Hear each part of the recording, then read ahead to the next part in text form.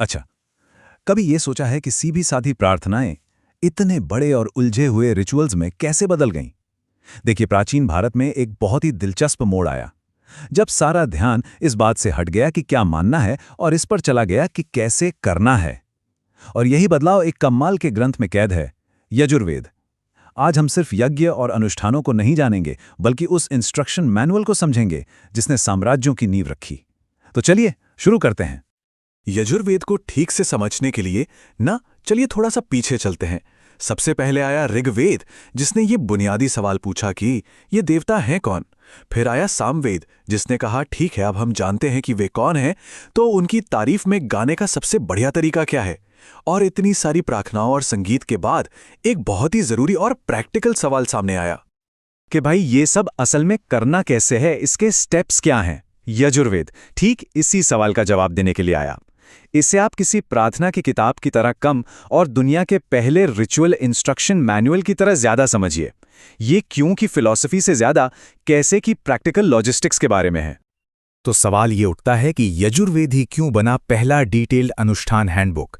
इसका जवाब उस दौर के समाज की बदलती जरूरतों में छिपा है। इसका सारा राज तो इसके नाम में ही है। यजुष का सीधा सा मतलब है यज्ञ या कोई सैक्रिफिशियल रिचुअल। तो यजुर्वेद का मतलब हुआ अनुष्ठानों का ज्ञान। ये ग्रंथ कोई गोलमोल बात नहीं करता। ये हर एक एक्शन, हर एक मंत्र के लिए एक detailed step by step guide है। और इस मैनुअल की जरूरत क्यों पड़ी, ये टाइमलाइन हमें बताती है। देखिए, शुरू में जब समाज सप्त सिंधु क्षेत्र में था, जीवन सरल था, प्रार्थनाएं भी सरल थीं। लेकिन जैसे जैसे लोग गंगा के मैदानों की ओर फैले, समाज कॉम्प्लेक्स होता गया। बड़े बड़े राज्य बनने लगे, जैसे शक्तिशाली कुरु साम्राज्य। अब अनुष्ठान कोई छोटी मोटी रस्म नहीं रहे, बल्कि बड़े बड़े राजकीय इवेंट बन गए। और जब दांव पर इतना कुछ लगा हो, तब आप चीजों को अंदाजे पर नहीं छोड़ सकते थे। आपको एक स्टैंडर्ड रूल बुक चाहिए थी ताकि सब कुछ बिल्कुल ठीक तरीके से हो। लेकिन बात सिर्फ नियमों की नहीं थी। यजुर्वेद ने इन निर्देशों को लोगों तक पहुंचाने के तरीके में भी एक क्रांति ला दी। इसकी स्टाइल बाकी वेदों से बिल्कुल अलग है और इसने एक नए तरह के पुरोहित को जन्म दिया, जो एक स्पेशलिस्ट था। और ये एक बहुत जरूरी बात है जो यजुर्वेद को सबसे अलग करती है। जहां ऋग्वेद और सामवेद पूरी तरह से कविता में हैं, सुंदर श्लोक हैं, वहीं यजुर्वेद इस पैटर्न को तोड़ता है। ये एकमात्र वेद है जो कविता यानी पद्य के साथ साथ गद्य यानी प्रोज को भी मिलाता है। अब आप पूछेंगे क्यों? क्योंकि पवित्र मंत्रों के लिए तो कविता की जरूरत है, पर साफ साफ निर्देशों के लिए आपको सीधे सपाट गद्य की जरूरत है। मतलब स्पिरिचुअलिटी और प्रैक्टिकलिटी का एक परफेक्ट कॉम्बिनेशन। और इस नए तरीके के अनुष्ठान के लिए एक नए स्टार की जरूरत थी, अध्वर्यु पुरोहित। इन्हें सिर्फ मंत्र पढ़ने वाला मत समझिए, बल्कि ये तो यज्ञ के एग्जीक्यूटिव मैनेजर थे। ये वो लोग थे जो असल में जमीन पर सारा काम करते थे। ये पक्का करते थे कि हर भेंट, हर क्रिया सही मंत्रों के साथ बिल्कुल परफेक्ट तरीके से हो। ये एक फिजिकल और स्पिरिचुअल दोनों तरह की जिम्मेदारी थी। अब हर बड़ी कहानी की तरह इसमें भी एक प्लॉट ट्विस्ट है। यजुर्वेद हमेशा एक अकेला ग्रंथ नहीं रहा। एक पुरानी कहानी के मुताबिक एक विवाद ने इसे दो हिस्सों में बांट दिया, जिससे इसके दो अलग अलग वर्जन बन गए जो आज तक मौजूद हैं। कहा जाता है कि ये सब दो दिग्गजों के टकराव की वजह से हुआ। गुरु वैशंपायन और उनके बहुत ही होनहार शिष्य याज्ञवल्क्य। उनके बीच कुछ मतभेद हुआ और नतीजा ये निकला कि ये वेद दो अलग अलग धाराओं में बट गया, बिल्कुल एक नदी की तरह जो दो शाखाओं में बट जाती है। और इस तरह हमें इसके दो वर्जन मिलते हैं। एक है कृष्ण या काला यजुर्वेद, जहां मंत्र और उनकी व्याख्याएं आपस में घुली मिली हैं, मान लीजिए एक गाढ़े और मिले जुले स्टू की तरह। और दूसरा है शुक्ल या सफेद यजुर्वेद।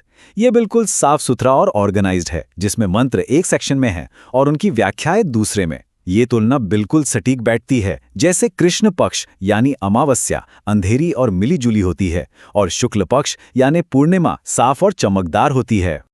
तो भाई इतना डिटेल्ड मैनुअल तो बन गया, पर इसका इस्तेमाल कहाँ होता था? और यहीं पर कहानी असल में दिलचस्प हो जाती है। उस जमाने के राजाओं के लिए ये अनुष्ठान सिर्फ धर्म नहीं थे, ये हाई लेवल पॉलिटिक्स और पब्लिक पावर शो थे। यजुर्वेद में 3 मेगा रिचुअल्स के बारे में बताया गया है और हर एक को एक खास राजनैतिक मकसद के लिए डिजाइन किया गया था। ये थे अश्वमेध यानी विस्तार के लिए, राजसूय यानी वैधता के लिए और वाजपेय यानी अपना दबदबा दिखाने के लिए। अश्वमेध तो शक्ति प्रदर्शन का अल्टीमेट तरीका था। जरा सोचिए, एक राजा एक खास घोड़े को पवित्र करके 1 साल के लिए खुला छोड़ देता है। वो घोड़ा जहां जहां जाता है वो जमीन राजा की हो जाती है, और अगर किसी दूसरे राजा ने उस घोड़े को रोकने की हिम्मत की तो फिर जंग के लिए तैयार हो जाओ। ये अपने साम्राज्य की सीमाओं को तय करने का एक बहुत ही ग्रैंड और साहसी तरीका था। अगर अश्वमेध जमीन के बारे में था तो राजसूय था लेजिटिमेसी यानी वैधता के बारे में। ये एक तरह से राज्याभिषेक का अनुष्ठान था। ये सिर्फ ताज पहनने तक सीमित नहीं था, ये एक बहुत बड़ा समारोह था। ये ऐलान करने के लिए कि खुद देवताओं ने इस राजा को चुना है। ये पॉलिटिकल पावर को डिवाइन पावर में बदलने का एक तरीका था। और आखिर में आता है वाजपेयी, जो कि एक तरह से शुद्ध पॉलिटिकल थिएटर था। इसका मेन इवेंट एक भव्य रथ दौड़ थी, लेकिन इसमें एक ट्विस्ट था। ये फिक्स थी, राजा का रथ हमेशा जीतता था। ये कोई फेयर कंपटीशन नहीं था, बल्कि एक ऐसा पब्लिक शो था जो सबको एक साफ संदेश देता था। राजा सबसे तेज है, सबसे शक्तिशाली है और उसे कोई हरा नहीं सकता। यजुर्वेद का असर सिर्फ यज्ञों तक ही खत्म नहीं हुआ, ये और भी आगे बढ़ा और इससे ज्ञान के दूसरे क्षेत्र पैदा हुए जो पहली नज़र में शायद हैरान कर दें, लेकिन जब आप गहराई से देखें तो उनका कनेक्शन बिल्कुल साफ नजर आता है। जरा ये सोचिए, यजुर्वेद से जुड़ा हुआ उपवेद या सहायक ग्रंथ है धनुर्वेद, यानी युद्ध की कला। पहली नज़र में ये थोड़ा अजीब लगता है ना, अनुष्ठान और युद्ध, लेकिन इनका कनेक्शन असल में बहुत लॉजिकल है। देखिए, लॉजिक बहुत सीधा था। ये बड़े बड़े यज्ञ बहुत महंगे और राजनीतिक रूप से जरूरी इवेंट होते थे। वे दुश्मनों के लिए आसान निशाना भी थे। तो योद्धा वर्ग यानी क्षत्रियों का ये कर्तव्य था कि वे इन यज्ञों को किसी भी हमले या रुकावट से बचाएं। मतलब एक अच्छा यज्ञ रक्षक होने के लिए एक अच्छा योद्धा होना जरूरी था। इस तरह युद्ध का विज्ञान अनुष्ठानों के विज्ञान का एक जरूरी हिस्सा बन गया।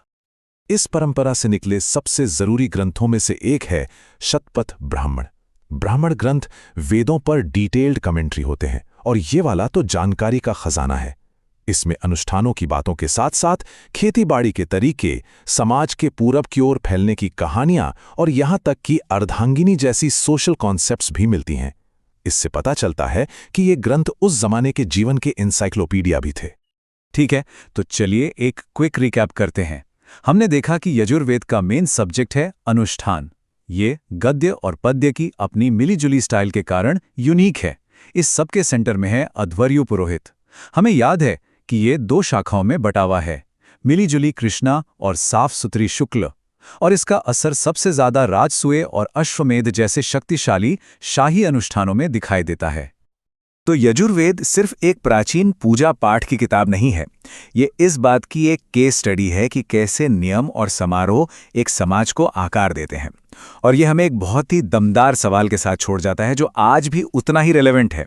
शाही राज्याभिषेक से लेकर आज के शपथ ग्रहण समारोहों तक हम आज भी अपनी दुनिया में शक्ति को दिखाने और एक सिस्टम बनाने के लिए रिचुअल्स का इस्तेमाल कैसे करते हैं।